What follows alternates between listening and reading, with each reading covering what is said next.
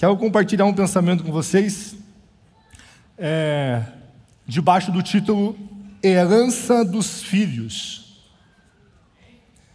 E aqui eu quero fazer já uma primeira pergunta. Eu e você temos vivido a nossa vida como pessoas que apenas foram perdoadas ou pessoas que sabem que herdaram algo de Deus? Será que eu e você vivemos a vida apenas, eu recebi o perdão dos meus pecados, recebi Jesus na minha vida e recebi o perdão. Eu vivo a minha vida achando que receber Jesus é simplesmente receber o perdão? Ou eu tenho a compreensão, a consciência de que em Jesus eu tenho uma herança? Muitos vivem como se tivessem apenas sido perdoados, mas poucos vivem como quem foi gerado por Deus. Muitos cristãos vivem a vida como se fossem apenas perdoados. Eu recebi o perdão dos meus pecados. E poucos vivem a vida com a consciência de que foi gerado de Deus. E isso muda tudo na nossa vida. Na verdade, isso revela a forma que eu e você vivemos, revela qual é a consciência que nós temos a respeito de Cristo Jesus.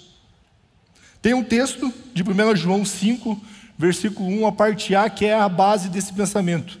Todo aquele que crê que Jesus é o Cristo, é nascido de Deus.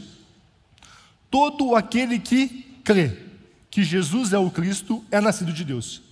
Essas pessoas que passaram aqui agora, elas estão dizendo, eu creio que Jesus é o Cristo. Ou seja, nesse momento, agora, exatamente agora aqui que nós vimos, essas pessoas nasceram de Deus. E o ponto 1 dessa mensagem é a base da nossa herança. No grego, a palavra genao significa gerar, dar à luz.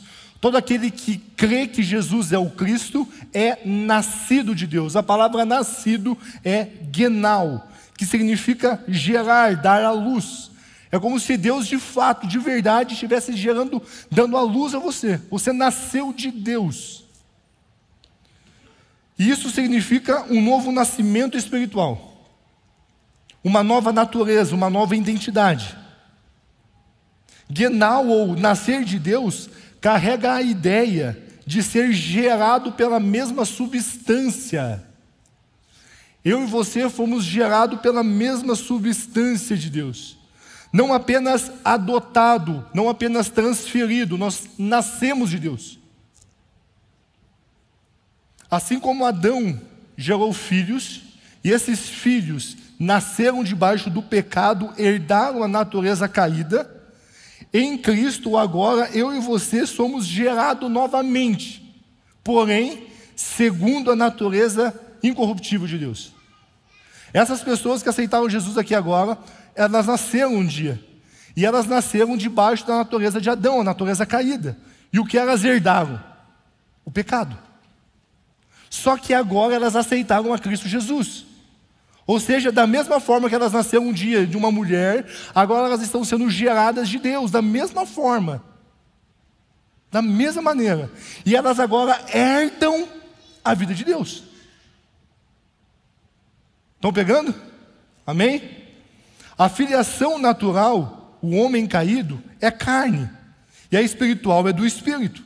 E só quem é nascido do Espírito pode participar do reino. Quem não nasce do Espírito não tem participação no reino de Deus. Não consegue participar. Ser gerado de Deus não é apenas receber algo de Deus, não é apenas receber o perdão, não é receber, acho que eu consegui uma bençãozinha aqui, agora eu consegui uma namoradinha, um namorado, um trabalhinho. Não, ser gerado de Deus não é receber algumas coisinhas, mas é se tornar algo novo em Deus. 2 Coríntios 5,17 diz que assim que, se alguém está em Cristo, é uma nova criação. Ou seja, tudo aquilo que essas pessoas viveram até hoje, tudo isso foi descartado. A Bíblia chama no mar do esquecimento. E agora elas são uma nova criação. gerada de Deus. A vida de Deus agora está nela.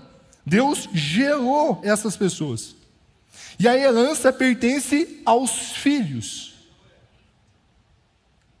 A herança pertence somente aos filhos, filhos legítimos, gerados de Deus. Ser gerado por Deus significa que a sua origem foi alterada. Você já não é mais natureza do homem caído. Agora a sua natureza é do homem celestial, Cristo Jesus. A vida dele, a natureza dele, agora a sua origem é em Deus. Você foi gerado de Deus, não mais do homem caído. Ou seja, isso significa que você não foi refeito. Quando você aceita Jesus, Jesus não fez um remendo em você. Deixa eu consertar o Lucas aqui, eu vou colocar uma silver tape de um lado, não, foi feita uma nova criação. Você não é a mesma pessoa que você era antes de conhecer Jesus.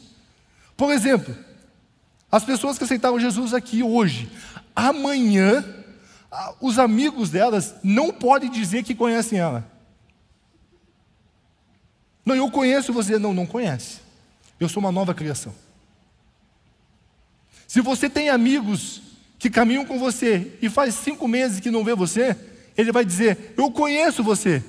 Mentira, não conhece. Para conhecer você, eu preciso caminhar com você. Se eu não caminho com você, eu não te conheço.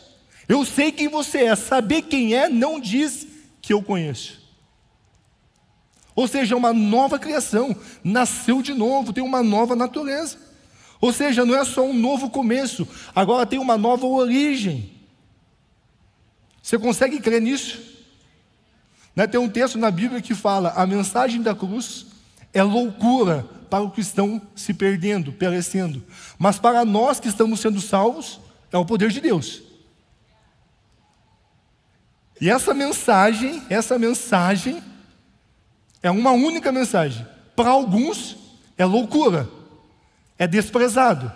Para outros, para nós, é o poder de Deus. Então vá ouvindo isso e atribua isso à parte do grupo que reconhece que é o poder de Deus, não ao grupo que acha que isso é loucura. Então você nasceu de novo, você foi gerado de novo. Muitas pessoas dizem que todos são filhos de Deus. Todos. Não. Todos são criação de Deus. Filho de Deus é somente aquele que reconhece Jesus como o Cristo. João 1 vai nos ensinar isso. Aquele que reconhece Jesus como Cristo, esse é filho de Deus, esse nasceu de novo. E o novo nascimento nos torna participantes da natureza divina. Essas pessoas aqui que aceitaram Jesus agora elas são participantes da natureza divina. 2 Pedro 1,4 diz isso. Por meio delas, Ele nos concedeu as suas preciosas e muito grandes promessas, para que por elas vocês se tornem coparticipantes da natureza divina, tendo escapado da corrupção das paixões que há no mundo. Nascer de novo, ser gerado de Deus, me faz agora ser chamado de filho de Deus, e por ser filho de Deus, eu agora sou um coparticipante da natureza divina.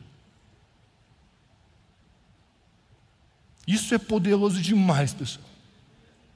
Quando uma pessoa diz, eu oro, eu estou lendo o versículo, eu estou declarando o versículo, mas eu não estou vendo isso se manifestar, essa pessoa está duvidando de que ela é coparticipante da natureza divina. Não é porque eu não estou vendo que não é verdade. Eu sou coparticipante da natureza divina. Você não é alguém que Deus apenas tolera. Deus agora me tolera porque eu tenho Cristo. Não! Você é alguém que Ele gerou em amor. Você não entra na presença de Deus como um peso. E Ele, tem que receber agora o Lucas por causa de Cristo, do meu filho. Não! Eu chego na presença de Deus, Ele me recebe em amor porque Ele me gerou em amor. Ele decidiu me gerar em amor. E enquanto eu meditava nisso, me veio uma frase e eu escrevi, essa frase diz o seguinte: em um mundo que define identidade por performance, por aparência ou até mesmo por aceitação social, Deus redefine a minha identidade pela origem espiritual. Eu sou um filho legítimo, um filho amado, gerado da mesma vida que ressuscitou Jesus entre os mortos. Essa é a vida que está em mim e em você, daqueles que são filhos legítimos, os filhos que foram gerados de Deus. E para nós entendermos o peso disso, para nós compreendermos o que significa isso, vamos aprender uma história de um homem que não sabia quem era, não sabia o que carregava, abriu mão e perdeu tudo o que tinha. Ponto 2 dessa mensagem: quanto vale a sua herança? A primogenitura na Bíblia é mais do que a ordem de nascimento. Ela é um posicionamento espiritual.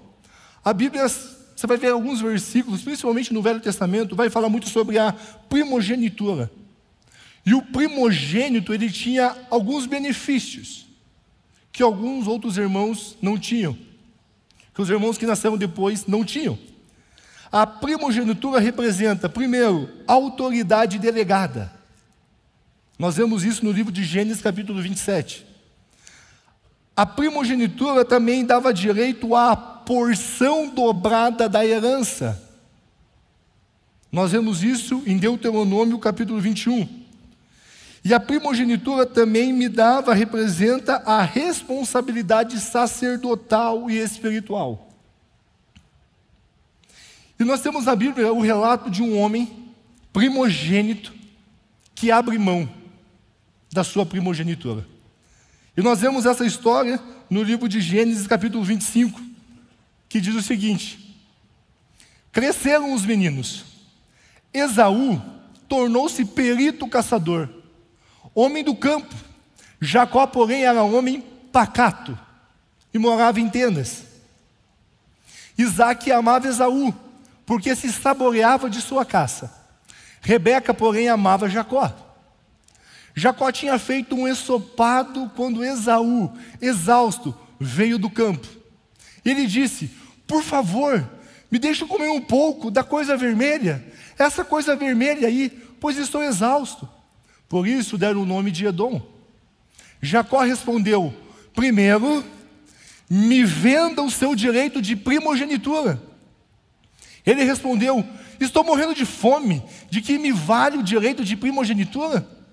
Então Jacó disse: primeiro jure. Esaú jurou e vendeu o seu direito de primogenitura a Jacó. E Jacó deu a Esaú pão e o ensopado de lentilhas. Que delícia! Ele comeu e bebeu, levantou-se e saiu. Assim Esaú desprezou o seu direito de primogenitura. Meu Deus do céu! Esaú primogênito, trabalhando no campo, imagine a cena, chegando no fim do dia, exausto, cansado, com fome. Ele chega em casa e sente aquele cheiro da comida saborosa. Meu Deus, agora vou me alimentar.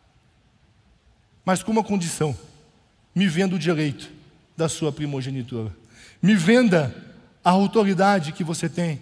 Me venda a sua autoridade espiritual, sacerdotal. Me venda a sua porção dobrada sobre a herança. Me venda isso e você tem direito a comer essa comida. Lentilha e um pedaço de pão. No livro de Hebreus, capítulo 12, olha o que nós aprendemos sobre essa história. E cuidem, para que não haja nenhum impuro ou profano como foi Esaú, o qual por um prato de comida vendeu o seu direito de primogenitura. Vocês sabem também que posteriormente, querendo herdar a bênção, foi rejeitado, pois não achou lugar de arrependimento, embora com lágrimas o tivesse buscado. Esaú foi considerado impuro por negociar, por abrir mão da posição de primogenitura que ele tinha. Ele abriu mão, ele negociou, ele vendeu aquilo que ele mais tinha de valor.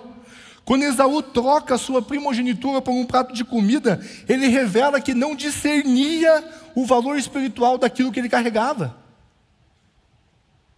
Ele não tinha compreensão, ele não tinha consciência. E no livro de Hebreus que nós lemos agora, ele é chamado de profano, de impuro, por ter banalizado aquilo que era sagrado. O direito de primogenitura é algo sagrado. Eu não posso banalizar isso. A palavra profano no grego significa aquele que pisa no santo como se fosse comum. Eu trato aquilo que é santo, aquilo que é sagrado, como algo comum. Eu sou herdeiro de Deus pela fé em Cristo Jesus. É verdade, eu sei mesmo. Não, veja, a palavra de Deus diz que, olha, Jesus sendo rico se fez pobre para que você fosse... É verdade, mas eu sei disso. Tratamos as coisas espirituais como se fosse comum. Esaú trocou a sua posição pelo momentâneo, porque ele estava com fome, estava faminto. Ele abriu mão do seu direito à primogenitura por um prato de comida, por um prato de lentilhas. Ele não discerniu que essa fome não era só uma fome carnal do seu estômago, mas era uma fome de identidade. Toda vez que eu perco o meu referencial, que é Cristo, eu negocio, eu abro mão daquilo que Cristo Jesus depositou na minha vida. É por isso que hoje eu e você somos atacados diariamente na nossa identidade. Hoje eu sou um gato, hoje eu sou um pássaro, hoje eu sou não sei o quê, hoje eu não sou nada. Identidade. Nós somos atacados diariamente. Não, agora deixa eu ver o que a moda está dizendo para eu poder me vestir e me comportar como ela está dizendo. Não, agora eu sou o que a moda diz o que eu sou. E eu me comporto, eu mudo a minha identidade por fome. Muitos trocam a sua identidade por causa de uma fome mal interpretada. Muitos vivem negociando o que são em Deus por migalhas do mundo. A Bíblia diz que eu fui gerado de Deus, que eu nasci de Deus, e eu vendo isso por migalhas do mundo. Lucas, me dá um exemplo de migalhas do mundo. Um relacionamento tóxico. Cara, aquele cara só te dá trabalho, dor de cabeça, só te enche a paciência. Vou continuar amando ele, então, meu irmão, sai daí.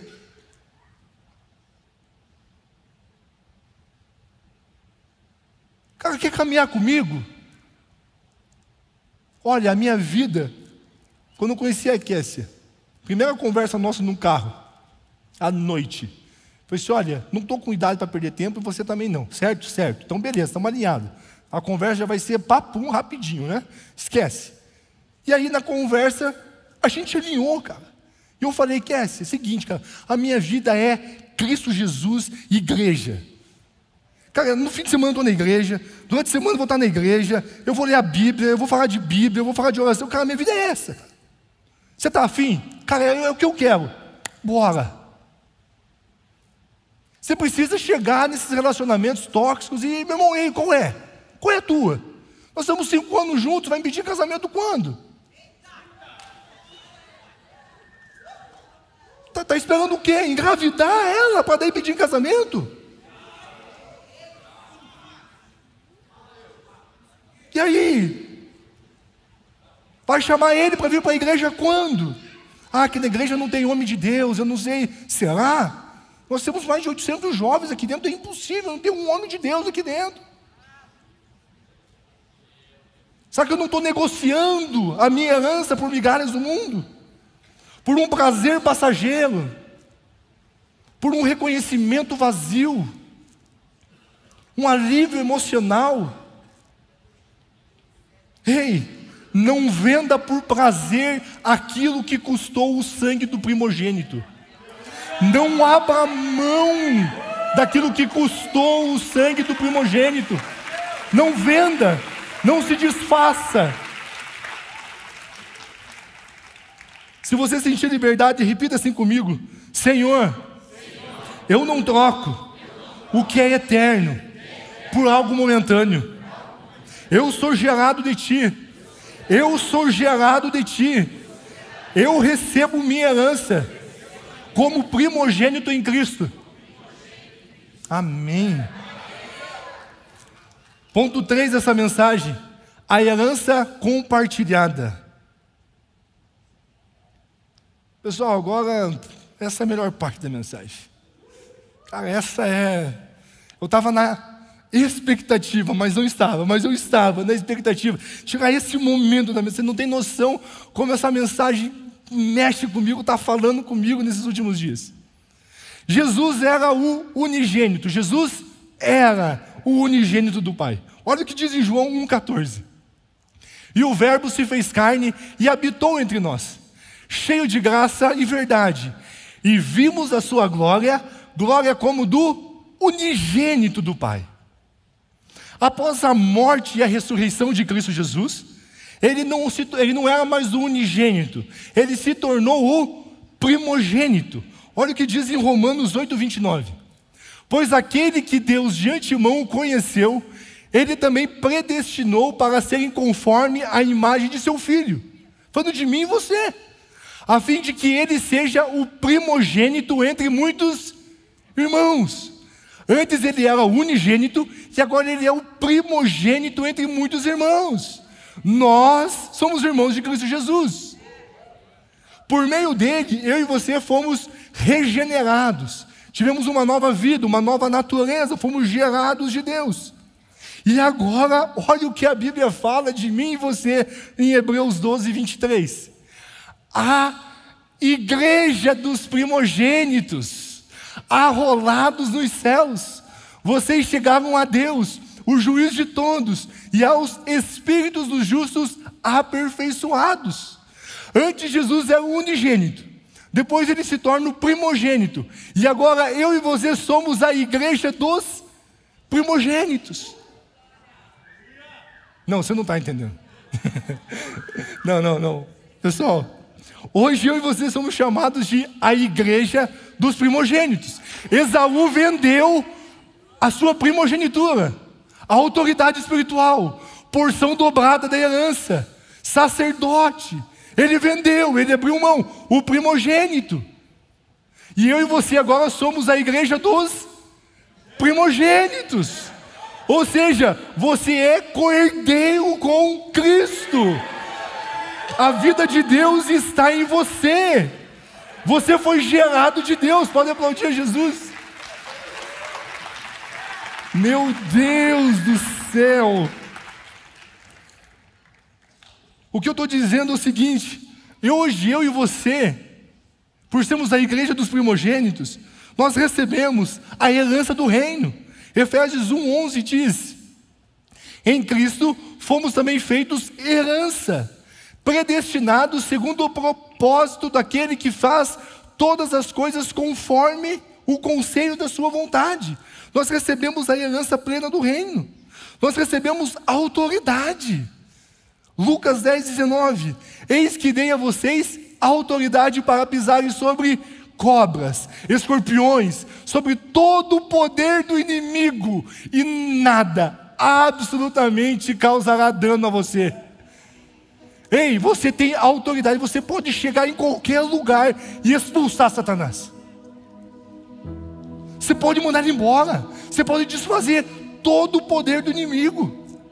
Porque você está em Cristo, você é co-herdeiro com Cristo, você foi gerado de Deus, você tem a vida de Deus.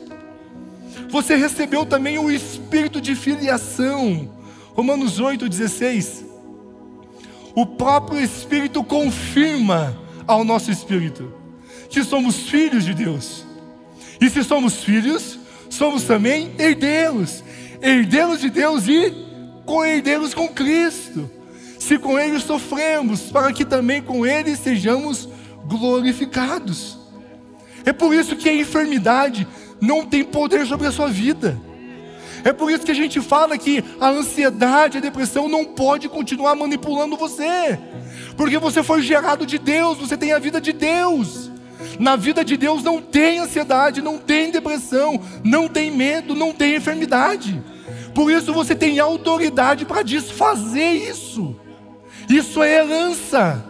Isso é para aqueles que foram gerados de Deus. Você pode usar da autoridade para desfazer isso. Por isso você podemos declarar que nenhum mal chegará até a minha tenda. Por isso eu posso dizer que os anjos do Senhor acampam ao meu redor, guardam a minha saída e minha chegada, me protegem da cidade e no campo. É por isso que você podemos declarar essas verdades. Tudo que Jesus tem direito, você também tem. Esses dias o pastor Romulo trouxe uma mensagem e ele disse: tudo que Jesus é, você é. Você é tão santo como Jesus é santo. Tudo que Jesus tem direito, você também tem. A nossa alma daquela, né? Não pode ser verdade. E é verdade, você é co-herdeiro com Cristo. Tudo que Ele tem direito, você tem direito. A herança dele é sua também. Jesus compartilhou com você tudo o que Ele conquistou. Ei, Cristo não se envergonha de você. Cristo não tem vergonha de você, porque Ele olha para você e ali tem um herdeiro do meu Pai, ali tem mais um herdeiro, ali tem mais um herdeiro, ali tem mais um. Uau, todos nós somos co-herdeiros. Uau, tudo que é meu é teu, tudo que é de Jesus é meu, é seu, nós podemos usufruir, podemos agora, já, nesse momento. É nosso por direito, direito de filiação. Fomos gerados de Deus. Quero convidar você a se colocar em pé.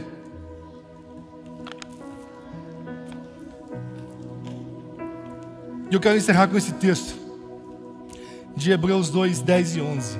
Texto: porque convinha que Deus, por causa de quem e por meio de quem todas as coisas existem, conduzindo muitos filhos à glória, aperfeiçoasse por meio de sofrimento o autor da salvação nossa. Pois tanto o que santifica como os que são santificados, todos vêm de um. Meu Deus do céu, cara, olha isso aqui, meu. Pois tanto o que santifica como os que são santificados, eu e Cristo Jesus, você e Cristo Jesus, nós todos viemos de um só, que é Deus. E é por isso que Jesus não se envergonha de chamar eu e você de irmãos. Meu Deus do céu! Ah, Jesus, obrigado, Senhor! Obrigado, Jesus! Obrigado, Jesus! Obrigado, Jesus!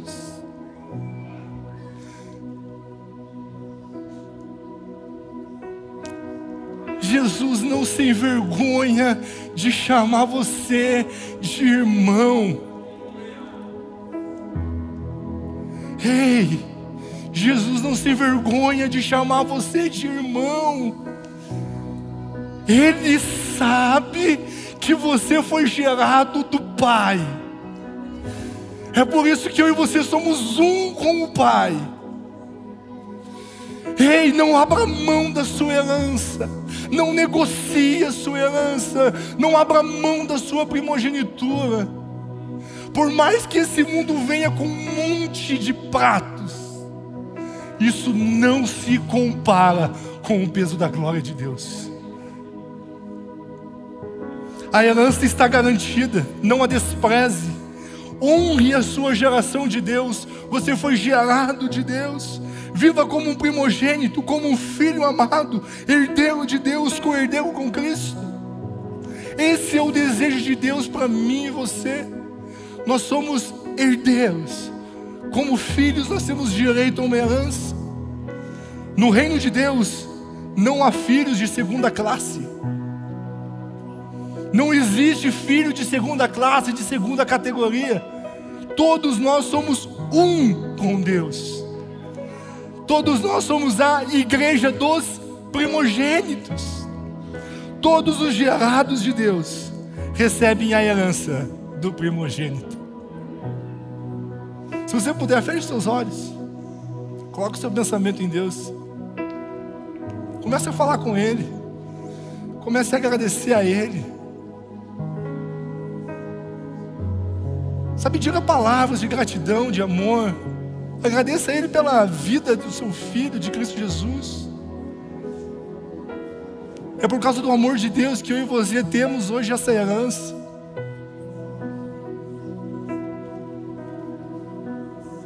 É por causa do amor de Deus que eu e você podemos chamar Ele de Pai. Somos filhos amados, herdeiros.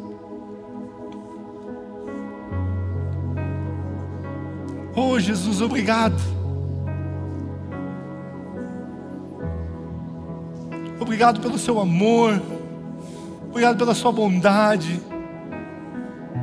Pai, se nós estamos aqui hoje é porque a sua boa e poderosa mão está sobre as nossas vidas. Nós não estaríamos aqui se o Senhor não estivesse conosco. Pai, obrigado porque nesse lugar nós podemos exaltar o seu nome. Nós podemos expressar a nossa gratidão, a nossa honra. Pai, obrigado porque nós fomos perdoados, justificados. Temos paz com o Senhor por meio da obra do seu Filho.